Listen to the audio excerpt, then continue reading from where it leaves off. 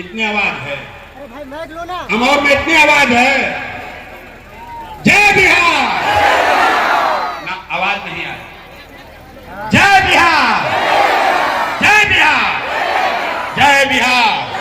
और बोल तो आपके गांव में, यहाँ अमौर में बांध पर नदी पर बांध नहीं बना, आपके गांव में अस्पताल स्कूल नहीं हुआ, यहाँ पर फैक्ट्री नहीं लगी, लेकिन अयोध्या में रामलला का मंदिर बना है कि नहीं बना है? आपने, हमने वोट दिया, कई लोगों ने नीतीश कुमार को, कहा ना मोदी को नहीं देंगे, हमको तो बिजली चाहिए, सड़क चाहिए, नीतीश को वोट देंगे। लालू जी के राज में बिजली पानी सड़क नहीं था, तो नीतीश के बिहार में, इसी बदहाल बिहार में बिजली का बिल 2000 आए चाहे 6000, घरे घरे बिजली आया है कि नहीं आया है? अरे हाथ उठाकर बताओ, बिजली आया है कि नहीं आया है? अमौर के आदमी का नेता लोग इतना खून चूस लिया है कि मुंह से आवाजों नहीं निकल रहा। अरे बोलो, बिजली आया है कि नहीं आया है? आपने, हमने वोट दिया जाति के नाम पर, अपने जात के नेता को। बिहार में आदमी कहता है जिए चाहे मर जाए, अपना जात वाले को ही वोट देंगे। तो मेरे भाई, आपके जात के नेता ने आपके बच्चों के पढ़ाई रोजगार का बात नहीं किया, लेकिन जाति का बात और जाति का जनगणना बिहार में गिनती कराया है कि नहीं कराया है? अरे जाति का जनगणना हुआ है कि नहीं हुआ है? आपने, हमने वोट दिया मोदी जी का भाषण सुन के कि मोदी जी ने गुजरात में बड़ा विकास किया है। तो भैया, मोदी गुजरात में तो विकास कर रहे हैं, पूरा देश का पैसा ले जाकर गुजरात के गांव गांव में फैक्ट्री लगा रहे हैं, और पूरे बिहार से, कटिहार से, पूर्णिया से, अमौर से आपके हमारे बच्चे गुजरात में जाकर नौकरी मजदूरी कर रहे हैं कि नहीं कर रहे हैं? अरे भाई, तो आपने किस बात पर वोट दिया जो आपको नहीं मिला? आपने अपने बच्चों के नाम पर कहा कि ए भैया, हम लोग आज तक अपने बच्चों के पढ़ाई रोजगार के लिए वोट नहीं दिए। यही बताने आए, वोट आपने मोदी को दिया या कांग्रेस को, ओवैसी को दिया या लालू को, नीतीश को दिया या जनसुराज को? जिस बात के लिए भी आपने वोट दिया है वो आपको मिल रहा है। 5 किलो अनाज के लिए वोट दिए, अनाज मिल रहा है। हिंदू मुसलमान के लिए वोट दिए, मंदिर मस्जिद के लिए वोट दिए, तो मंदिर बना है। आपने बिजली के लिए वोट दिया, बिजली आई है। आपने गुजरात के विकास के लिए वोट दिया, गुजरात में विकास हुआ है। आपने अपने बच्चों के पढ़ाई रोजगार के लिए वोट नहीं दिया, इसलिए आपके बच्चे अनपढ़ और गरीब हैं। यही बताने आए, और ये हमसे नहीं सीखिए, ये बात तो आपके इस्लाम में बताई गई है, ये बात इस्लाम में बताई गई है। तो विकास आपको मिला नहीं। अब आ जाइए भागीदारी पर। आबादी के हिसाब से बिहार में आपका 40 विधायक होना चाहिए, लेकिन सिर्फ आज 19 विधायक हैं। ये चिंता का कारण नहीं है।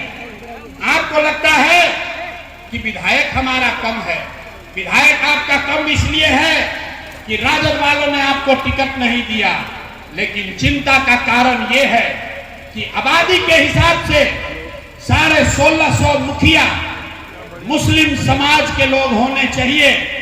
बिहार में 1200 से कम मुखिया ही मुस्लिम समाज के हैं। आबादी के हिसाब से 27,500 वार्ड सदस्य मुसलमान होना चाहिए। 11,000 से कम वार्ड सदस्य ही बिहार में मुसलमान हैं। ये आपको क्या दिखाता है? ये दिखाता है कि मुस्लिम समाज के लोग, आपकी राजनीति में भागीदारी धीरे धीरे खत्म हो गई। लालू जी ने आपके मन में ये डर बैठा दिया कि जब तक हमारे पीछे नहीं चलोगे तुम सुरक्षित नहीं हो, हमारे पीछे चलते रहो, हमारे लालटेन में किरासन तेल बनकर जलते रहो और हम तुम्हारा चिंता करेंगे। नतीजा क्या हुआ?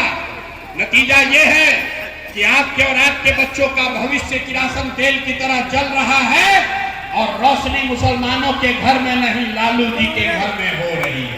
यही बताने के लिए आए। ये सब के बाद भी आप लालू जी का साथ नहीं छोड़ेंगे। आप कहते हैं कि भैया भाजपा को हराना है, चाहे कितना भी कष्ट हो जाए, भागीदारी न मिले, विकास न मिले, भाजपा को हराना है। चलिए इसी को देख लीजिए। 1990 से जब से आप लालटेन को वोट दे रहे हैं, उस समय भाजपा का बिहार में 0 सांसद था, 0, और देश में उसका 2 सांसद था। आज भाजपा गठबंधन का बिहार में 30 से ज्यादा सांसद है और देश में 240 सांसद है। तो मेरे भाई, विकास आपको मिला नहीं, भागीदारी आपको दिया नहीं और आप भाजपा को हरा पाए नहीं, लेकिन आप जो हैं वो रास्ता बदलने को तैयार नहीं हैं।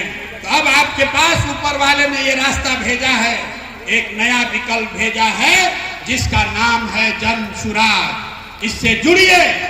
ये वो पौधा है, ये वो पौधा है जिसको अगर आप सींचिएगा तो यही आगे चलकर आपको फल भी देगा और आपके लिए सुरक्षा का कारण भी बनेगा। ये वो रास्ता है।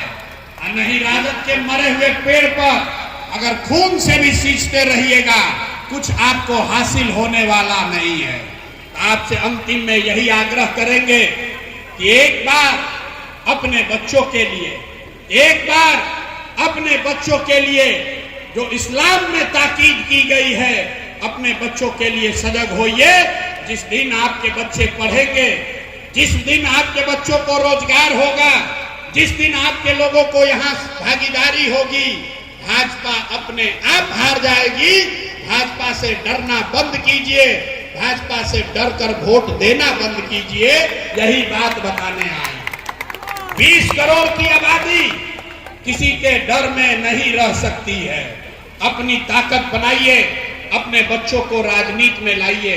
जन सुराज ने घोषणा की है, 1-2 नहीं, कम से कम 40 जगहों पर, कम से कम 40 जगहों पर मुसलमान साथियों को जन सुराज की ओर से टिकट देकर उनको चुनाव लड़ाया जाए।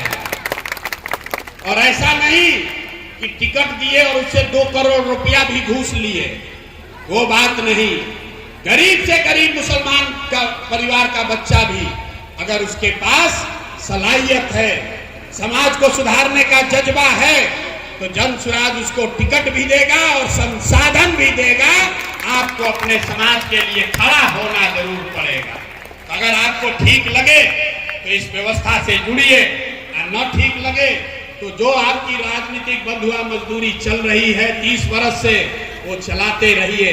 लेकिन ध्यान रखिए, अगर नहीं सुधरोगे, भाजपा के डर से बातिलों का साथ देते रहोगे, तो लिख कर रखिए, जिस गरीबी बदहाली में आपका जीवन बीत रहा है, आपके बच्चों को, आने वाली पीढ़ी को भी इसी गरीबी और बदहाली में जीना पड़ेगा।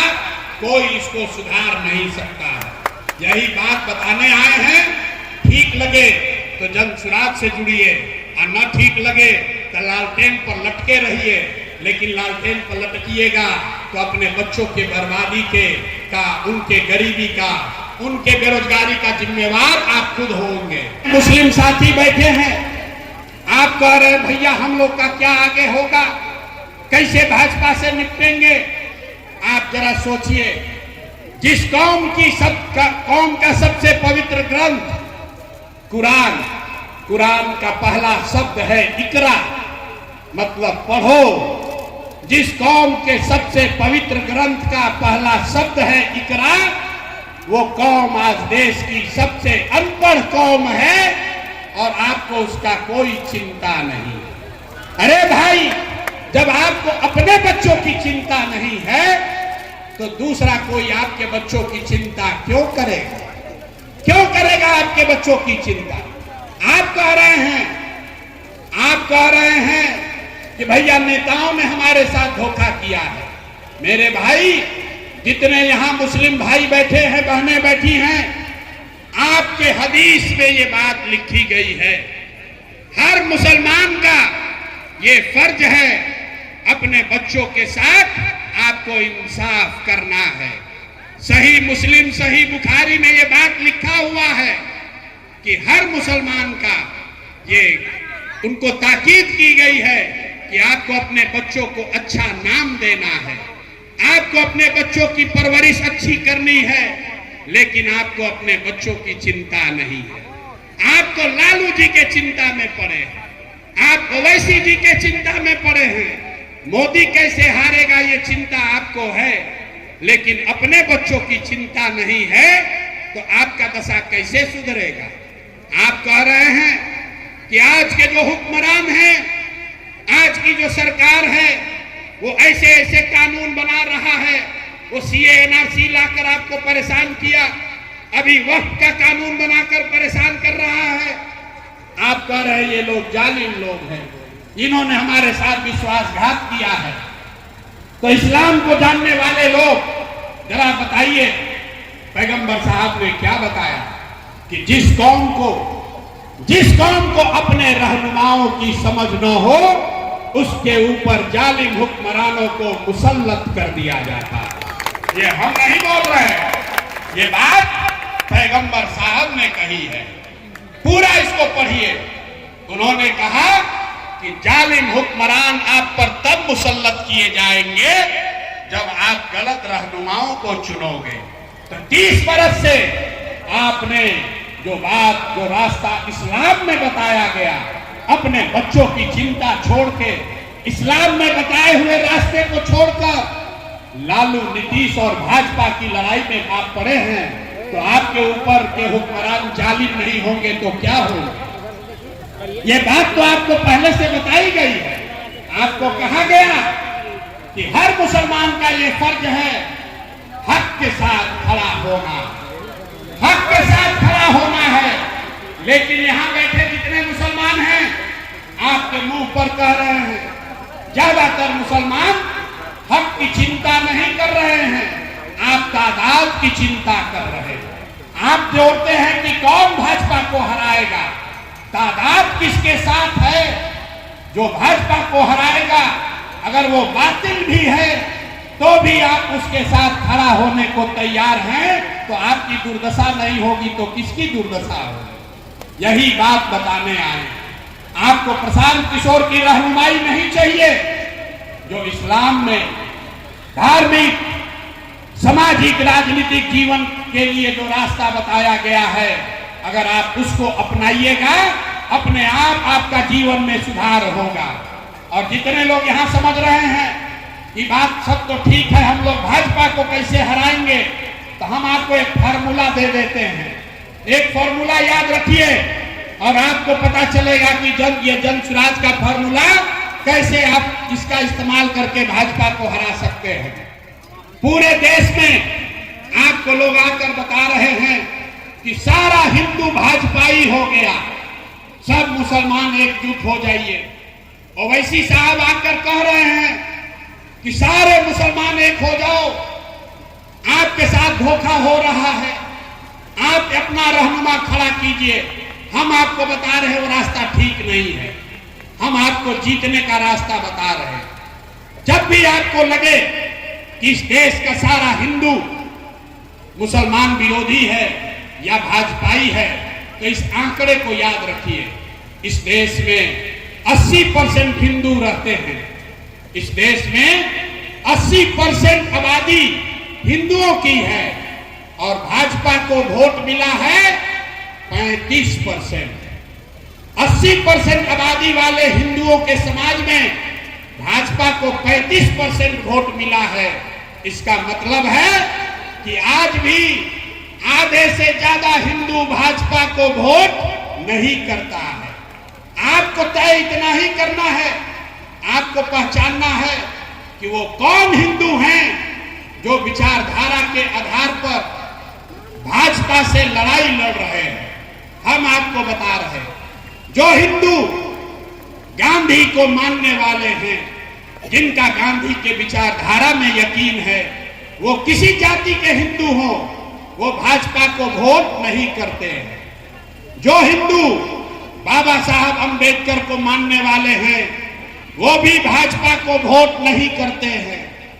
जो वामपंथ और कम्युनिस्ट विचारधारा को मानने वाला हिंदू है, वो भी भाजपा को वोट नहीं करता है, और जो लोहिया जयप्रकाश के समाजवाद को मानता है वो भी भाजपा को वोट नहीं करता है।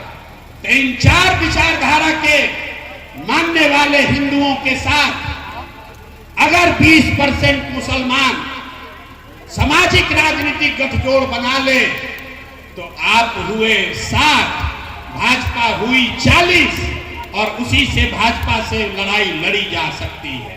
यही फर्क है ओवैसी साहब में और जंगसुराज में। ओवैसी साहब कह रहे हैं कि मुसलमानों को अपना रहनुमा, अपना नेता खड़ा करना चाहिए।